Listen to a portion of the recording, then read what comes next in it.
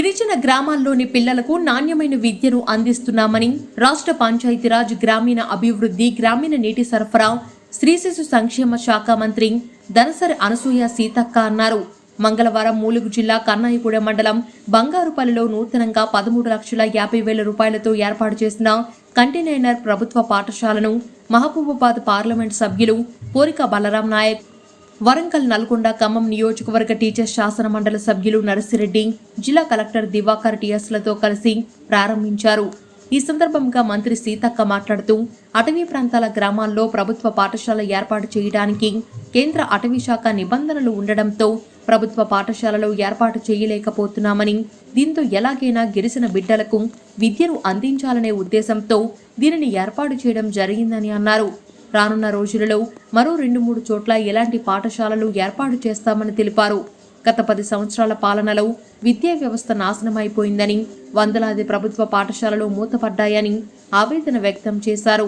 ఎన్నికల హామీల మేరకు అన్ని సంక్షేమ పనులను అమలు చేస్తున్నామని, ఇచ్చిన హామీలను కాకుండా ముఖ్యమంత్రి రేవంత్ రెడ్డి నూతన పథకాలు ప్రవేశపెట్టి అర్హులైన లబ్ధిదారులకు అందజేయడానికి చర్యలు తీసుకుంటున్నామని అన్నారు.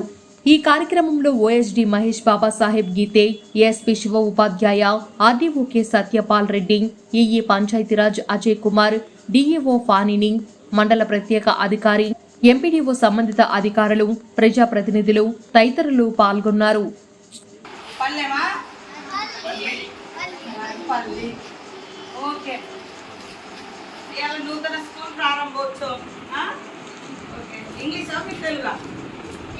ఏం చెప్తారు సార్? ఏబిసిడీలు చెప్తాడా?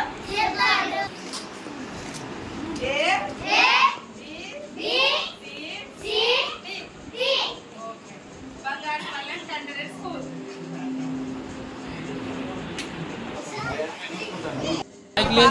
ప్రాంతంలో ఉన్నటువంటి బంగారుపల్లెం అనేటువంటి విలేజ్ చాలా రోజుల నుంచి గూడెం ఉంది.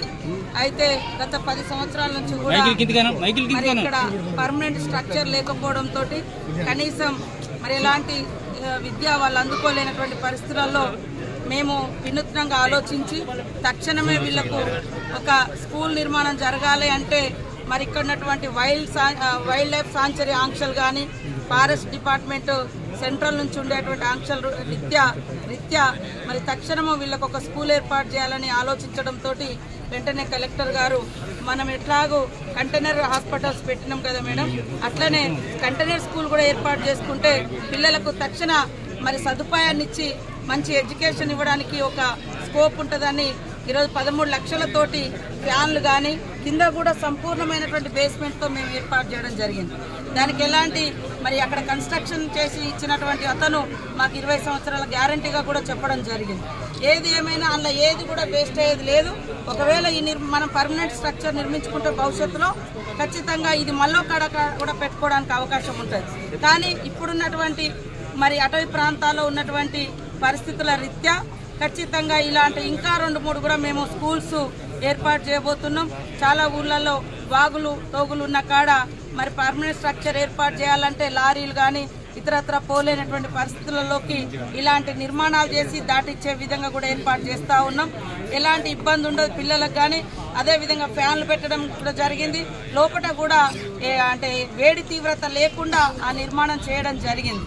కాబట్టి అందరూ కూడా ఆలోచించాల్సిన అవసరం ఉంది. ముఖ్యంగా గత 10 సంవత్సరాలలో 1000 స్కూళ్ళు మూతేసినటువంటి బీఆర్ఎస్ ప్రభుత్వం ఇవాళ వాళ్ళేదో కొత్తగా చేస్తున్నట్టుగా మేము వచ్చినాకనే మొత్తం ధ్వంసమైనట్టుగా మాట్లాడుతున్నారు.